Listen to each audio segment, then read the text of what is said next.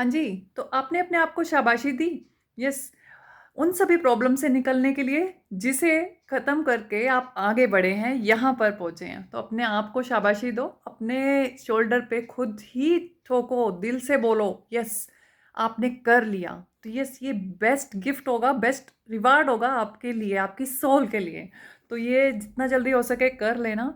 तो क्योंकि अगर आपने अब सर्वाइव कर लिया वहाँ से, तो फिर कभी क्या होता है ना, जब आप इन सब चीज़ों से निकल जाते हैं, मेस से निकल जाते हैं, तो फिर क्या होता है, आपको रियलाइज़ेशन होता है कि वो जो चीज़ें आई थी, जो सिचुएशन आई थी, है ना? तो वो आपको ब्रेक करने के लिए नहीं आई थी, आपको अपग्रेड करने के लिए आई थी।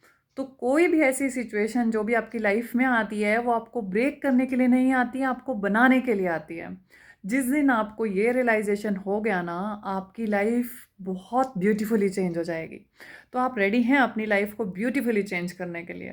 तो नेक्स्ट टाइम कोई भी सिचुएशन नेगेटिव आती है आपकी लाइफ में, तो आपको ये नहीं बोलना कि ये सिचुएशन आ गई, सैड फील नहीं करना, बल्कि आपको उस चीज़ को एज ए अपग्रेडेशन लेना है। यस, कि आपको वो चीज़ बनाने के लिए आई है ना? जैसे कि सोना, हीरा, जो भी ऐसी चीज़ें बनती हैं, वैल्यूएबल चीज़ें बनती हैं, तो वो कैसे उनकी ठुकाई पिटाई होती है ना अच्छे से।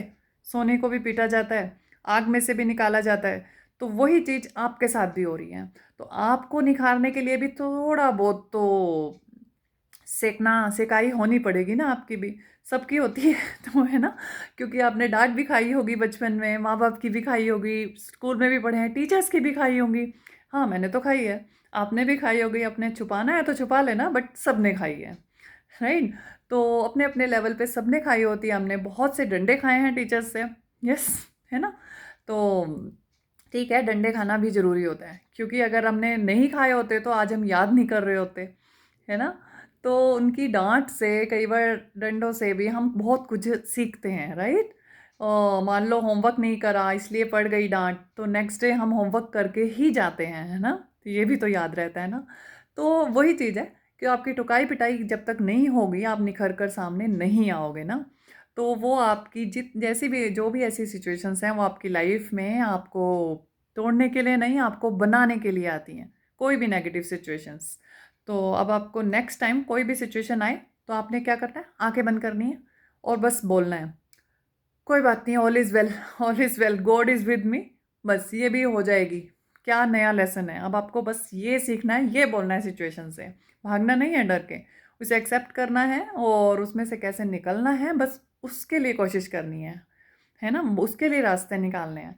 तो बस फिर आपकी लाइफ बहुत वंडरफुली चेंज हो जाएगी, जो मैं हमेशा बोलती हूँ। तो हाँ, बस हाँ, कंडीशन ये है कि आप अपनी लाइफ चेंज करना चाहते हैं या नहीं, या आपको रोने में ही मज़ा आ रहा है, तो चॉइस आपकी है।